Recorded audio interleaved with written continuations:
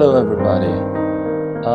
Today I'm gonna show you how I went from here to here to have this interesting pattern with a glowing, almost golden parts. So out in the field I took this shot right with the intention to do kind of that editing later on Photoshop and Lightroom to have this interesting pattern with light in it, to have this golden look. What I used here is again my long lens set at 210 millimeters, put on my tripod ISO 100 f16 to have the shot or everything sharp, and shot at a fifth of a second. So let's jump right into it. I left temperature and tint as it was, straight out of camera, and then I choose the area I wanted to edit. So as already said in my previous video, when editing for Instagram, you will always either use 1:1 or 4:5, equaling 8:10. And then I wanted to focus on an area of interest for me. First tried to find an area of going from here to here, but finally I came to the conclusion that this area would be more interesting for the viewer's eye. Just increase it without cutting off the edges of those lower parts. I think right here would be fine. Maybe like this. Yes. Of course, I shot it with my Nikon APS-C camera, and by doing so and increasing, or by cropping the shot, you will lose a lot of sharpness. It wasn't intended as a macro shot, but however, I think it will work on Instagram, on social media, on the web. It's not being shot with the purpose of a large scale print. So right for this shot I didn't touch anything of basic adjustments because I liked it. I actually started with the tone curve to add more contrast, more punch to the shot. You will like to have a S-shaped curve. You see the S-shape? You will add a lot of contrast, a lot of punch to the shot, and in order to avoid losing information in those very dark areas, you will finally increase a bit the shadows. In this case, I think I got up to +8, which will restore some of the information otherwise lost in the darker areas. You may now use only the orange slider because it's mainly orange you have here. However, it gives some unnatural look to the shot. So I just added 2 points, I think, or 3 points of orange. Then, because of the reason mentioned before, by cropping it, you will lose a lot of sharpness. I added some sharpening here up to 99, 100.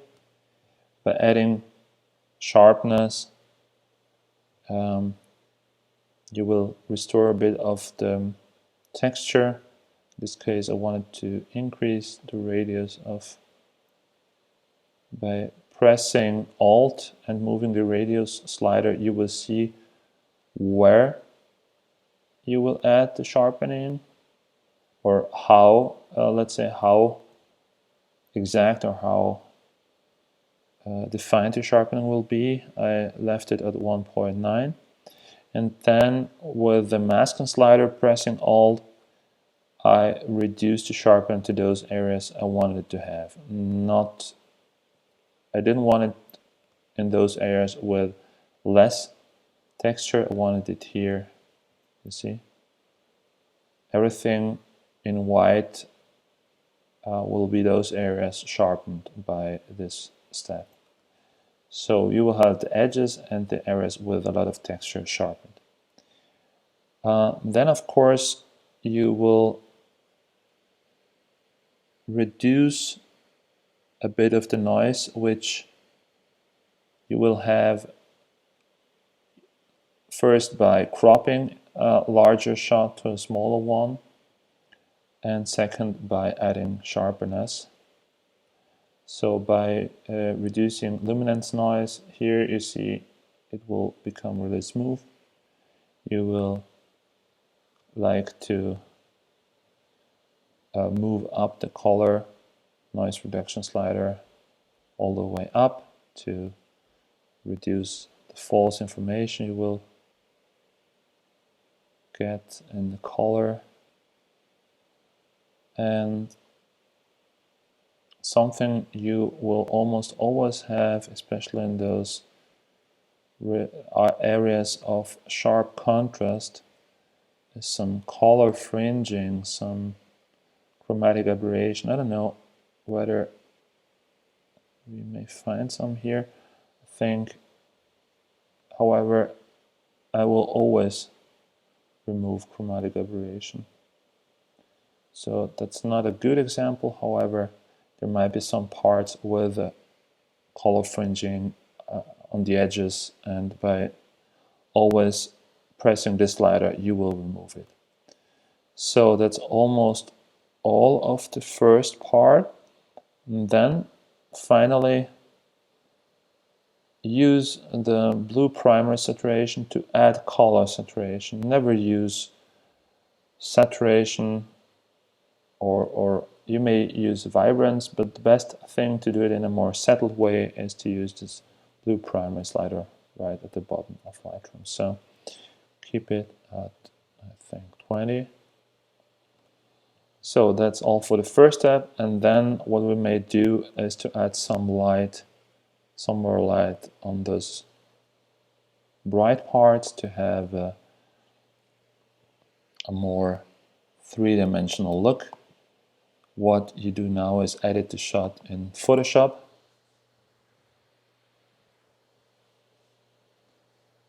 First thing to do is always make a copy of it. And let's start with the first adjustment. And to have more difference between those dark areas and those brighter areas, you may darken it a bit by just lowering the tone curve here in the adjustments. Just a bit, you see, before, after,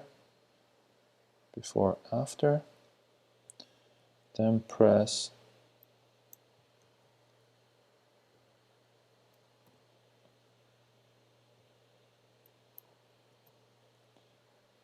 Shift Alt Command E to have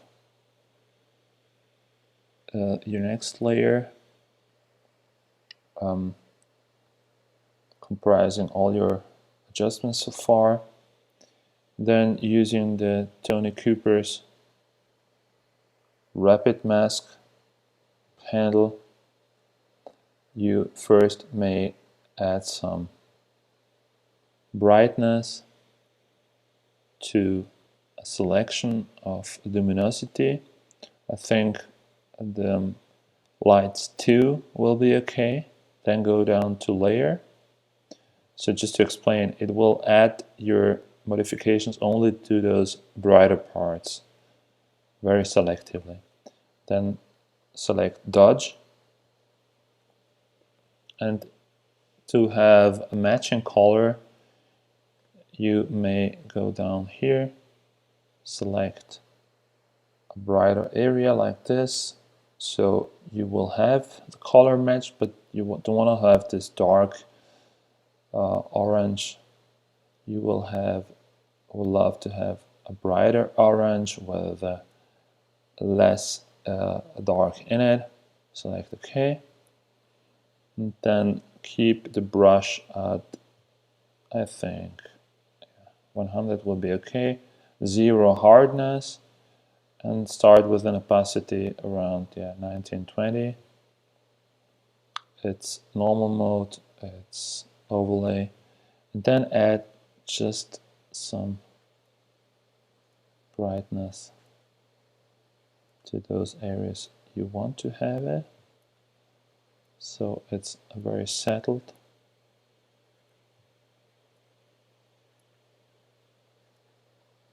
process here at the beginning.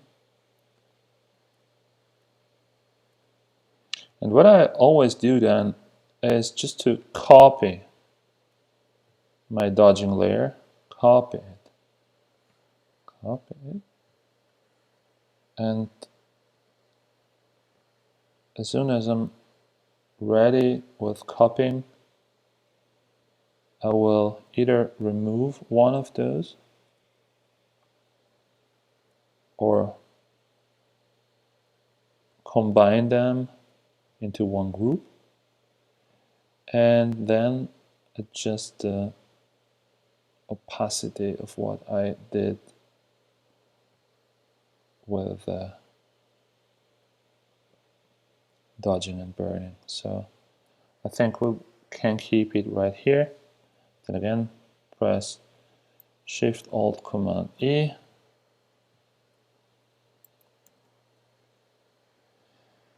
And what I wanted to do right now is to add some more punch to the bright areas.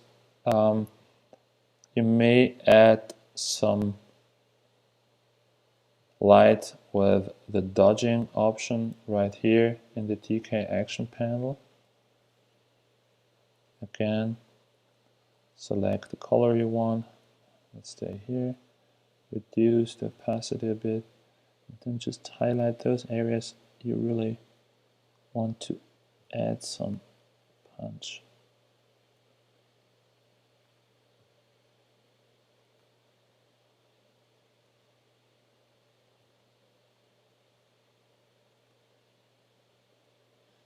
Pay attention here because it's right already.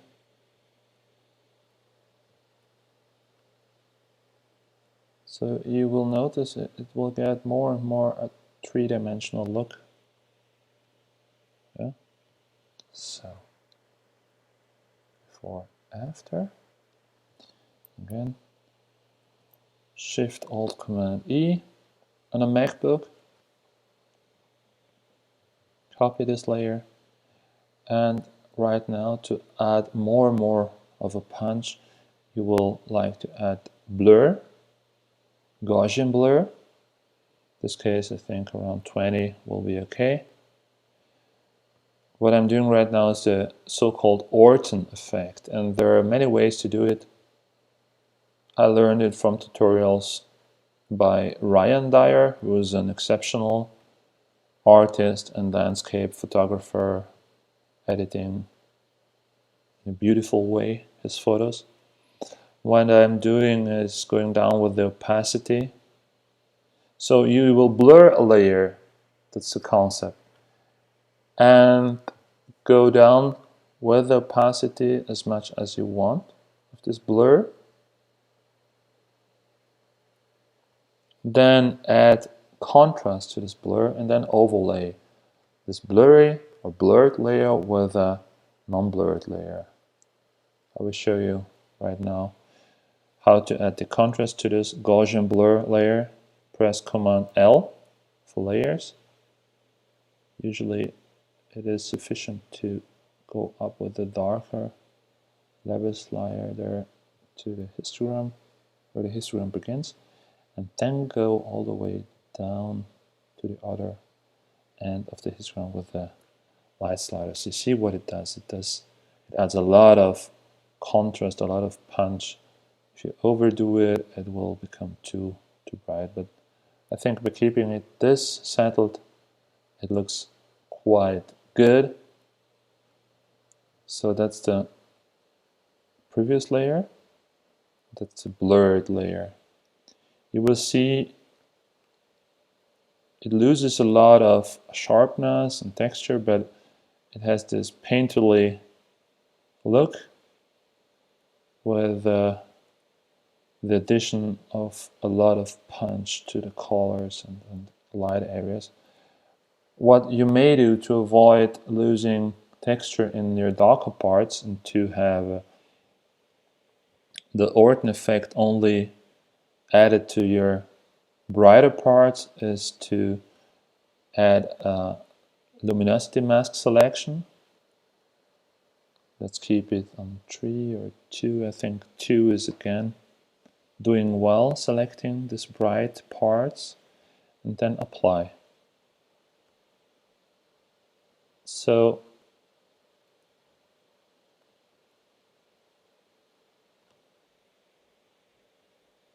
in this case,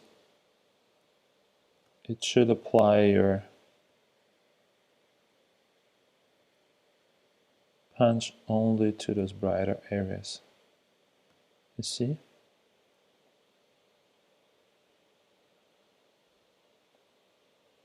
And you can go way up to have more punch if you would like so.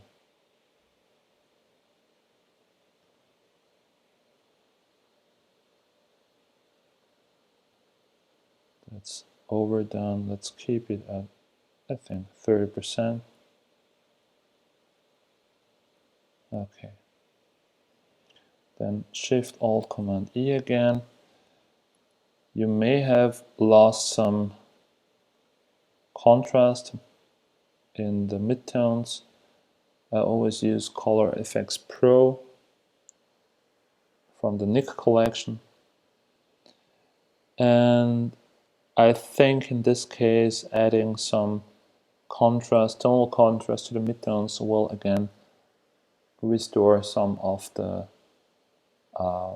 lost contrast which was lost during the Gaussian blur Orton effect. So very little contrast in the highlights, midtones, maybe the highlights a little bit more, but they usually don't go over 10% and always leave saturation at 0. So I think that's almost all. You might adjust it a little bit. Okay. If you go darker a bit with the slides curve, you will have more of that 3D effect. You always can adjust here, do a fine adjustment, and the opacity of this layer. Then again, Command-Alt-Shift-E. And finally, to add again some more brightness to the bright areas, you will select again the Lights 2 area, then Layer, and make a Levels layer just for this area, and then increase the brightness by moving down the slider. And here also pay attention not to overdo it. So I think I'm done with the shot. Thank you for watching. Stay tuned. Bye.